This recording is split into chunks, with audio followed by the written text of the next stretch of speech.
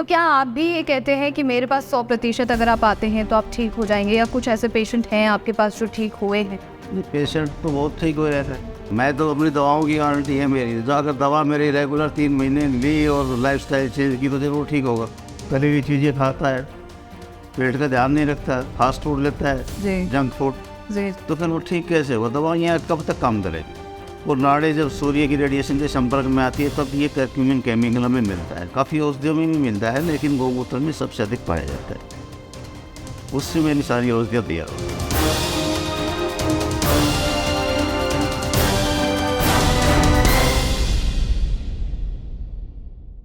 नमस्कार, नेशनल खबर का खास प्रोग्राम देख रहे हैं आप और मैं आपके साथ प्रज्ञा झा। आज इस खास प्रोग्राम में हम एक ऐसे प्रॉब्लम के बारे में, एक ऐसे डिजीज के बारे में बात करने जा रहे हैं जो कि आगे चल के आपके लिए जानलेवा बीमारी तक बन सकता है। और वो प्रॉब्लम है, वो डिजीज है पाइल्स।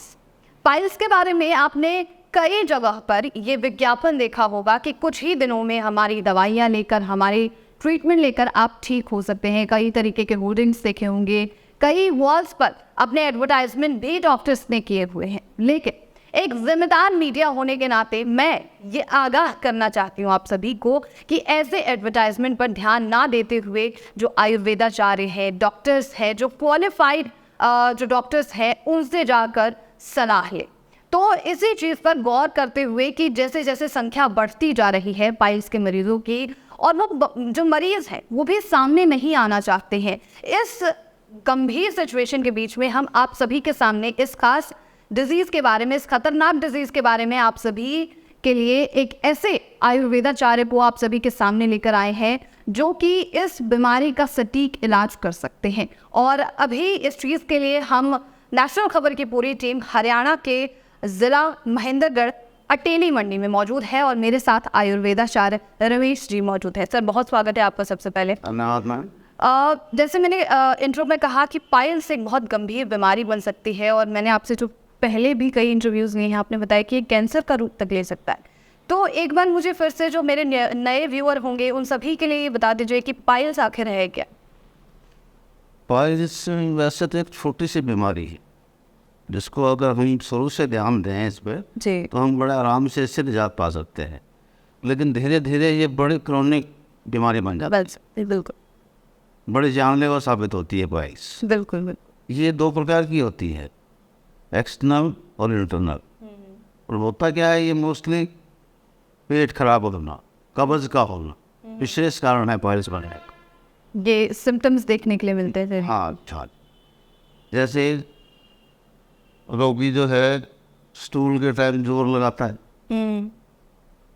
तो उसके वो उससे बाहर आ जाते हैं, उसको एक्सटर्नल पाइल बोलते हैं। अंदर से स्टूल टाइट आ रहा है, वो अंदर नर्व्स में जख्म कर देता है, वो जख्म बन जाता है तो उसमें खून भी निकलता है, 1-1.5 चम्मच तक खून निकलता है पेशेंट को। एक्सटर्नल में खून नहीं निकलता, उसमें खारिश होती है, तो पेशेंट जो है इससे बड़ा परेशान होता है और लंबे टाइम तक इस बात को छिपाता है। जब बिल्कुल परेशान हो जाता है तो तब ये बात किसी और के सामने शेयर करता है। बिल्कुल। और इससे उठने वाला जो शरीर में दर्द होता है, या जब आप बैठते हैं उस वक्त में जो दर्द होता है, वो दर्द आखिर मतलब शरीर में किसी और बीमारी को भी जन्म दे सकता है क्या? ये बैठने में, उठने में, स्टूल के बाद में, स्टूल करते टाइम में बड़ा भयंकर दर्द सहन नहीं करा जाता। वो दर्द जी बड़ा भयंकर दर्द होता है और सहन नहीं कर पाता पेशेंट उसको, और इसके जरिए जो है और कई क्रॉनिक बीमारियां पैदा हो जाती, यानी कि कैंसर तक भी बन जाता है। मतलब जैसे आपने पहले बताया था कि पाइल्स जो है वो आगे चल के कैंसर बनता है। शरीर में जैसे दर्द उठना, किसी और पेट के अलावा भी किसी और भाग में दर्द उठ सकता है अगर वो कहा जाए तो आपसे? नहीं, पेट के अलावा और किसी भाग में दर्द नहीं होता। ये तो स्टूल के टाइम, मैंने बताया, स्टूल के टाइम असहनीय दर्द होता है, बैठने उठने में ज़्यादा दर्द होता है। अच्छा। और मोस्टली पेशेंट मेरे पास ऐसे आते हैं, कैंसर के पेशेंट जिनको पहले पाइल्स हुआ होता है, पाइल्स से उनको कैंसर बना है, रेक्टम कैंसर बन जाता है। जी। और पाइल्स होने के कारण क्या होते हैं? कैसे पता लगाया जाए कि ये जो सिचुएशन, अगर मेरे शरीर में कोई बीमारी उत्पन्न होने वाली है तो वो पाइल्स बन जाएगी आगे चल के, तो वो क्या कारण हो सकते हैं इसके? पेट जो है सबसे बड़ी बीमारियों का घर है, जो पेट ठीक नहीं होना। जी सबसे बड़ा कारण तो कब्ज है। मोटापा भी एक कारण है, बढ़ती उम्र भी एक कारण है, जी प्रेग्नेंट लेडी है उसको भी पाइल्स हो जाती है। तो मेन कारण तो ये है कि हम अपने पेट का ध्यान रखें, कब्ज ना होने दें, खान पान खान पान का विशेष ध्यान रखें, अपनी लाइफस्टाइल ठीक रखें। कब्ज सबसे बड़ा कारण है इसका पाइल्स। जैसे आपने बताया कि प्रेग्नेंट वुमेन्स में भी देखने के लिए मिल सकता है, तो एक प्रेगनेंसी का अलग पेन होता है, वहाँ अलग अपने आप को ध्यान रखना होता है, और पाइल्स से एक अलग दिक्कत हो जाती है।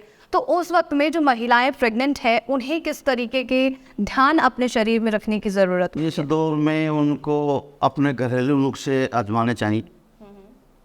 ज़्यादा से ज़्यादा फाइबर युक्त भोजन ले और ज़्यादा से ज़्यादा पानी पिए इस दौर में, प्रेगनेंसी के दौर में। और सुबह सुबह एक नींबू कच्चे दूध में डाल के, गाय के देसी गाय के दूध में डाल के खाली पेट सुबह सुबह तुरंत प्रभाव से पी जाए। बेमशनी कपूर भी केले में डाल के खाए। तो ये घरेलू नुस्खे जो है ना, उनसे बचा जा सकता है। तो इससे मतलब जैसे आपने कहा कि दूध में तुरंत जो है नींबू डाल के और पी सकते हैं, तो क्या इससे प्रेगनेंसी में कोई प्रॉब्लम तो नहीं ना, होगी? कोई प्रॉब्लम नहीं हो। अच्छा, और इसमें जो है प्रिकॉशंस हम क्या लें, चाहे ऑपरेशन के बाद होगा या फिर इससे पहले, क्या क्या हम प्रिकॉशंस ले सकते हैं? जो लोग पाइल्स से ग्रसित होने वाले हैं वो पहले क्या प्रिकॉशंस करें? आपने जैसे बताया शरीर का ख्याल रखना, अगर ऑपरेशन हो गया उसके बाद क्या क्या ख्याल रखने हैं? ये ऑपरेशन हो गया उसके बाद में लाइफ स्टाइल का तो ध्यान रखना पड़ेगा। पानी ज़्यादा से ज़्यादा पिए, पेट का ध्यान रखें, कब्ज ना होने दें। तो ये सारी चीज़ें, और आप कैसे ट्रीट करते हैं इसे? या जैसे मैं बाहर के होर्डिंग्स के बारे में बता रही हूँ, या फिर जो अन्य यूट्यूब चैनल्स हैं उनके बारे में आपका क्या कहना है? देखो, मैं किसी दूसरे के बारे में तो कुछ नहीं कह सकता, मैं सिर्फ अपने बारे में कहता हूँ कि हम जो है सबसे पहले दवाओं से ट्रीटमेंट करते हैं। पेशेंट को जो पाइल्स होती है या फिशर तक भी अगर दवा से ठीक होने वाला पेशेंट होता है तो हम उनको दवा देते हैं। फिस्टुला जो है, फिस्टुला की पोजीशन जब आ जाती है तो वो दवाओं से ठीक नहीं होता, तो हम कम से कम 2 या 3 महीने दवा खानी पड़ती है पेशेंट को। 2-3 महीने की दवा देते हैं और उससे 3 महीने लगातार अगर दवा खाता है नॉर्मली पेशेंट ठीक हो जाता है। उसके बावजूद भी अगर पेशेंट को अगर ज़्यादा दिक्कत है तो फिर क्षार छूत्र से हम उसका सर्जरी करते हैं। अच्छा, क्षार छूत्र क्या होता है सर? क्षार छूत्र एक सर्जिकल थ्रेड होता है, अच्छा जिसपे 21 बार औषधि की कोटिंग होती है, उसके द्वारा किया जाता है। अच्छा, और अगर कोई पेशेंट जो आपसे मिलना चाहता है, अगर हरियाणा में वो मौजूद नहीं है, तो वो क्या आपके पास जो दवाइयाँ हैं वो कुरियर हो सकती हैं या नहीं हो सकती? कुछ ऐसा तरीका है आपके पास? कोरियर से भेजते हैं, कोरियर फैसिलिटी है हमारे पास। अच्छा, और लोग यहाँ पर आ सकते हैं ऑपरेट होने के लिए, दवाइयों के लिए कैसे? जो आ सकते हैं वो रुकने की व्यवस्था है। और बाकी सर मैं एक चीज़ ये देखती हूँ कि ज़्यादातर जो वॉल्स पे ये लिखा होता है कि हमारे पास 100% गारंटी है कि आप ठीक हो जाएंगे, तो क्या आप भी ये कहते हैं कि मेरे पास 100% अगर आप आते हैं तो आप ठीक हो जाएंगे, या कुछ ऐसे पेशेंट हैं आपके पास जो ठीक हुए हैं? नहीं, पेशेंट तो बहुत ठीक हो रहता है, लेकिन मैं ऐसी कोई गारंटी नहीं देता। मैं तो अपनी दवाओं की गारंटी है मेरी। तो अगर दवा मेरी रेगुलर 3 महीने ली और लाइफस्टाइल चेंज की तो जरूर ठीक होगा। गारंटी तो मेरी अपनी नहीं है कि मैं कल तक बैठा रहूँ, नहीं बैठा रहूँ यहाँ पर। गारंटी किस चीज़ की आदमी होगी?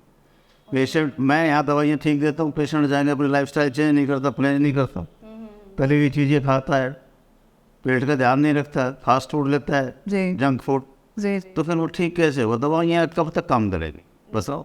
अपना ध्यान तो खुद को हमें रखना ही पड़ेगा ना। वो हम करते नहीं हैं, फिर वो गारंटी मांगते हैं।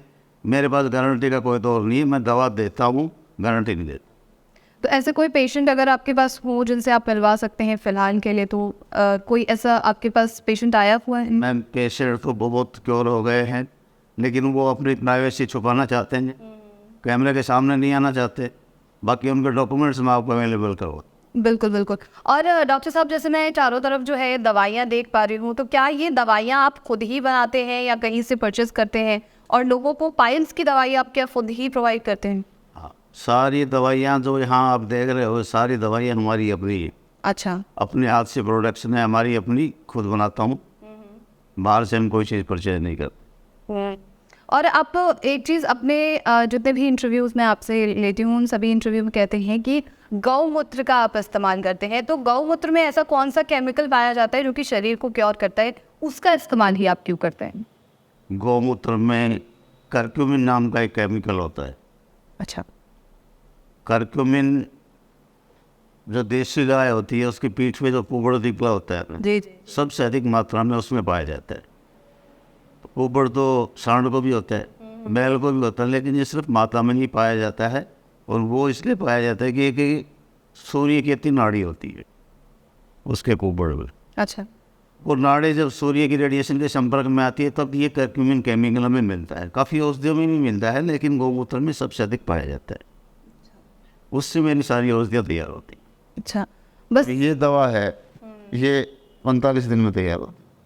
अच्छा ये सर इसके लिए इतनी सी बॉटल जी और ये सारी जो दवाई मोटर है, क्वांटिटी तो बढ़ा सकते हैं हम, लेकिन उसको तैयार करने में अगर हम 1 करें या 10 बोतल को तैयार करें तो टाइम लगेगा। लगेगा। और ये जो सारी दवाइयाँ हैं ये पाइल्स के लिए हैं या अलग अलग बीमारी? ये सारी पाइल्स के लिए जो सामने ये सामने रखी हुई है पाइल्स के लिए, बाकी अलग अलग बीमारियों के लिए।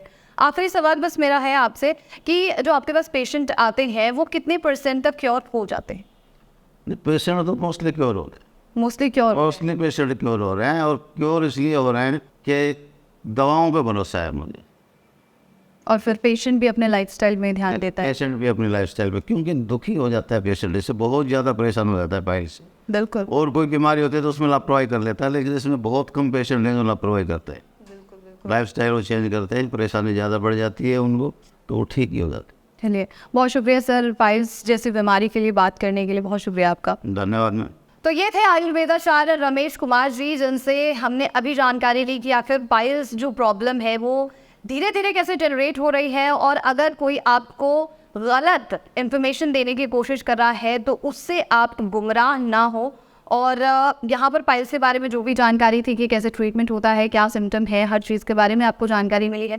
अगर अभी भी कोई सवाल हो तो आप कमेंट में लिख सकते हैं। तब तक के लिए आप नेशनल खबर के साथ बने रहिए।